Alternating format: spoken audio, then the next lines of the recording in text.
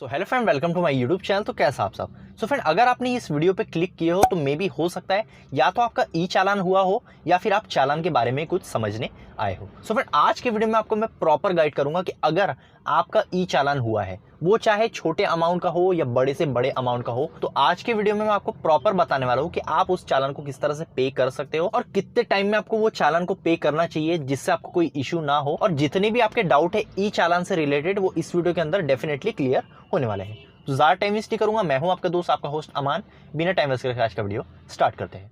तो फ्रेंड, बहुत से लोगों के डाउट आते हैं, बहुत से लोगों के क्वेश्चन आते हैं कि भाई एक्सेट्रा इस डेट को मेरा ये चालान हुआ है, XYZ ये चालान हुआ है, ऐसा हुआ है, वैसा हुआ है। बहुत से लोगों के कमेंट आते हैं और मैं बहुत से लोगों को रिप्लाई भी करते रहता हूँ। तो मैं सोचा इसके ऊपर एक डिटेल वीडियो बना लूँ जिससे आपके सारे जो डाउट्स है वो एक ही वीडियो के अंदर क्लियर हो जाए। तो सबसे पहला क्वेश्चन तो लोगों को ये आता है कि हमारा ई चालान एक्सेट्रा जितने भी अमाउंट का हुआ है, छोटा अमाउंट भी हो सकता है, बड़ा अमाउंट भी हो सकता है और कोई भी वॉल्यूशन हो सकता है, तो वो चालान जो है वो कितने दिन में हमें पे करना चाहिए।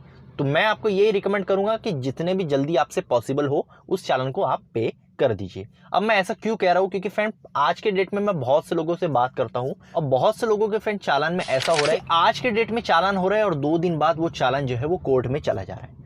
पहले के डेट में ऐसा बिल्कुल भी नहीं होता था। आपके पास कुछ टाइम दिया जाता था, कुछ आपको इंटरवल दिया जाता था कि अगर आप ज्यादा डिले करते हो चालान पेमेंट में, लाइक 15 दिन का तो इंटरवल आपको दिया ही जाता था कि आपको 15 दिन में ई चालान पे करना है। उसके बाद भी नहीं करते थे तो आपको 1 मंथ का टाइम मिल जाता था। अगर उससे ज्यादा नहीं करते तो 1.5 महीने तक ही चल जाता था। लेकिन 1.5 महीने से ज्यादा अगर आप डिले करते थे तो उस चालान को कोर्ट में भेज दिया जाता है। बहुत से लोगों के ये डाउट आ रहे हैं कि भाई हमारा चालान जो है वो एक एक दो दो दिन में कोर्ट में चल जा रहा है। लाइक आज चालान हो रहा है और कल मैसेज आ रहा है कि आपका जो चालान है वो कोर्ट में सेंड कर दिया गया है। तो ये चीज बिल्कुल भी सही नहीं है, क्योंकि चालान पे करने के लिए किसी को अमाउंट अरेंज करना पड़ता है। तो ये चीज समझना चाहिए। इसलिए मैं ये सारी बातें देखकर आपको यही कह रहा हूं कि अगर आपका ई चालान हो रहा है तो जल्द से जल्द उस चालान को आप पे करने की कोशिश करिए, क्योंकि अगर कोर्ट में जाता है तो काफी डिफिकल्टीज होती है, लोगों को समझता नहीं है किस तरह से चालान पे करना है और बहुत सारी प्रॉब्लम्स भी होती है। अब बात करता हूँ कि चालान आप किस तरह से पे कर सकते हो। तो देखो, सबसे पहले अगर ई चालान है, इलेक्ट्रॉनिक चालान है, तो आपको ऑनलाइन ऑप्शन दे दिया गया है। आप किसी भी स्टेट से हो, महाराष्ट्र से हो, दिल्ली से हो, यूपी से हो या कहीं भी किसी भी स्टेट से हो, हर एक स्टेट की एक ऑफिशियल साइट होती है ई चालान पेमेंट की। जैसे मैं महाराष्ट्र से हूँ तो मेरी एक ऑफिशियल साइट है महाराष्ट्र स्टेट ई चालान पेमेंट। ये एक ऑफिशियल साइट है किसके लिए, जो कि महाराष्ट्र स्टेट से बिलोंग करते हैं।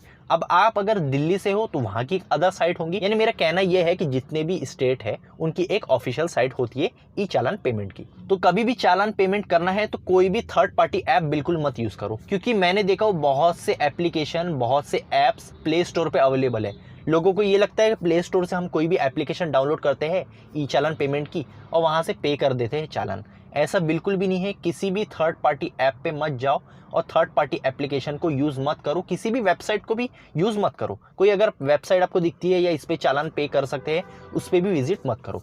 ऑफिशियल वेबसाइट पे जाओ। आप गूगल पे पता कर लो कि आपकी ऑफिशियल वेबसाइट कौन सी है, पता चल जाता है। वहां से आप चालान पेमेंट कर सकते हो। चालान किस तरह से पेमेंट करना है, ऑफिशियल वेबसाइट पे जैसे आप विजिट करोगे तो वहां पे आपको व्हीकल नंबर डालना पड़ेगा जिस भी गाड़ी का चालान हुआ है।